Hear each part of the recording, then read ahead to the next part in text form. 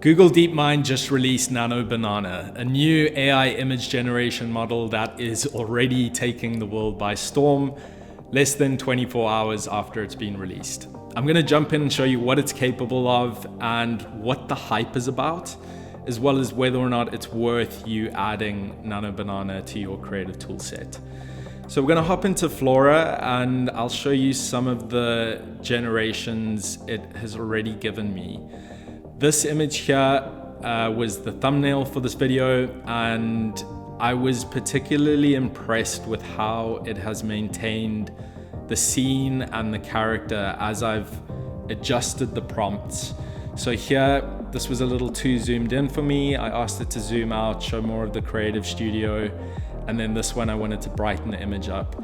Each time it's maintained the level of consistency in the character, the scene, and did what I wanted it to do, which is not always the case with a lot of image generators.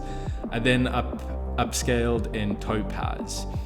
Below here, you can see various different scenes we've created within Nano Banana. And to show you what the process looks like within Flora, we've got a couple additional ones here. So within Flora, you can choose from a multitude of different image generators. We're going for Nano Banana. Let's hit submit on these two.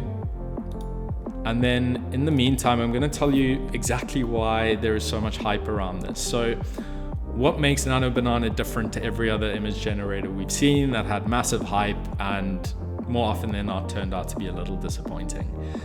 The main difference is the Photoshop style control within the generative AI framework that Nano Banana offers. So what that means in practice is you can take a scene like this, and this is showcased on the Google announcement page, but basically they had an image of this scene, which was an empty room with white walls. They added the salmon colored wall paint, they added the bookshelf here on the left, and then the green sofa. Maintaining the context of the room without changing anything and adding these weird uncanny elements is pretty new in terms of what image generators are capable of. So it's the control over your image, which I think is so exciting. And within that control, you get character consistency. You can blend multiple images together, choosing which elements from each image, creating a new image. You can look at targeted brush edits for surgical precision if you're looking for something very specific in your images. And the speed is very good, especially when keeping in mind the price. So the economics of Nano Banana, it's 0.039 per image, that's in dollars, which is very competitive, especially given what you can create with this.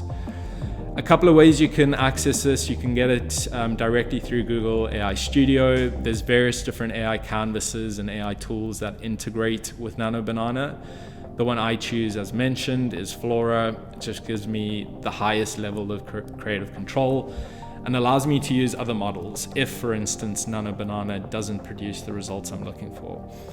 So whilst there is a hell of a lot of hype around this model, and I think some of it is overblown, I think this is the start of something really interesting, given the specificity of how you can edit images using Nano Banana.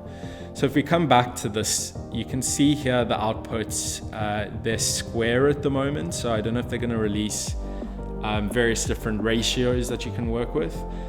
These images are pretty solid. They're not amazing.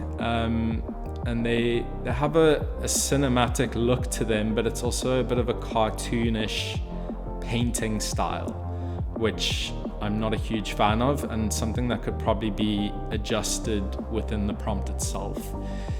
A couple of different scenes here, so this looks like it could be something out of Harry Potter. Again, the look isn't super realistic. That one's a little bit better. And you can always upscale these using the likes of Topaz or Magnific. Okay, quite an interesting scene there. So you get a sense of what it's capable of. I think in terms of prompt adherence, it's very good. but the look, feel, and style, at least initially for me, is not quite as good as some of the other image generators like Midjourney or Flux, which is my current favorite AI image generator. So I hope that gives you an idea of what it's capable of and why you should look to use it. If you have been frustrated with your AI image generation output, getting it exactly the way you want it, I think this is a great start. And if you can get a composition using Nano Banana that you like, you can then use other image generators to improve on that image or adjust the style to make it more realistic.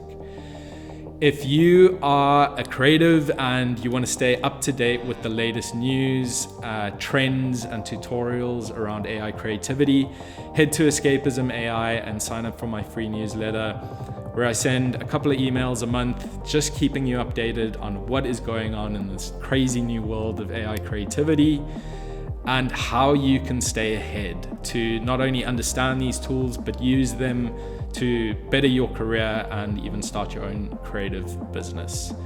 Thank you for watching.